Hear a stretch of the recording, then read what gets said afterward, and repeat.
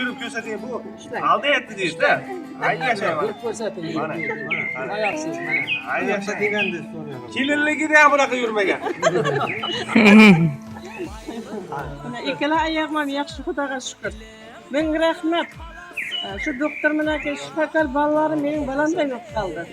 Balamdek hisoblanadi. Assalomu alaykum aziz do'stlar, barchangizga Alloh kayfiyat tilagan holda mana 2 yosh o'rtasida turibmiz do'stlar. Mana Qoraqalpog'istondan kelgan, Beruniy shahridan kelgan mana 2 yoshlarimiz mana 15 kun davomida sayohatimiz dam olib, yosharib, sayohat haqida bor haqiqatni bir o'zingiz kuzatuvchilarimizga bildirib qolasiz.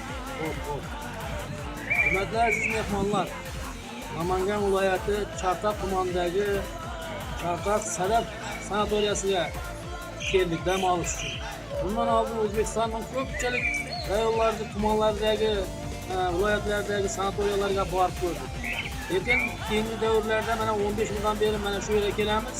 Shu vaqtdan beri biz shu yerga kelib davolanyapmiz.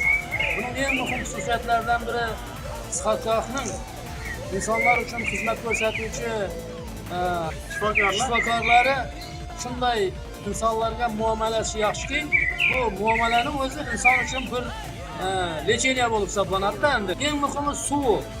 Eng muhimi suv. Inson organizmi uchun eng kerakli narsa hisoblanadi. Oshxonasi shunday ajoyib taomlarni tayyorlab beradi, yegan sayin yeging keladi. Uylanganingizdan bir bunaqa yemagansiz. Hammasi uchun rahmat sizlarga. Hayya. Ayolim manaki Sonya opam Ha. o'tgan yili bolnisada 3 oy yotdi. Turolmasdan mana shu qayoqqa suyanib, shu yerga olib kelishdi. Doktorlar bizda juda ham iliq kutib oldi.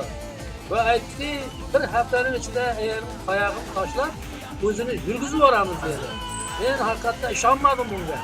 Lekin o'zimni ko'zim bilan ko'rib, mana shu qayoqni tashlab o'zi yurib ketganiga guvoh bo'ldim. Mana shularga juda katta rahmat. Bir yurib ko'rsating bu. Aldayapti deydi-da. Ayni yashayman. Yurib ko'rsating. Mana. Oyoqsiz mana. Ayni yashayman. Kelinligida ham bunaqa yurmagan. Mana ikkala oyog'im ham yaxshi, Xudoga shukr. Menga rahmat. Shu doktor bilan shifokor bolalarim mening balamday bo'lib qoldi. Balamdek hisob qilaman shularni. Aziz do'stlar, 100 marta eshitgandan 1 marta ko'r deyishgan marhamat taklif buyurib, mana shu yoshlar singari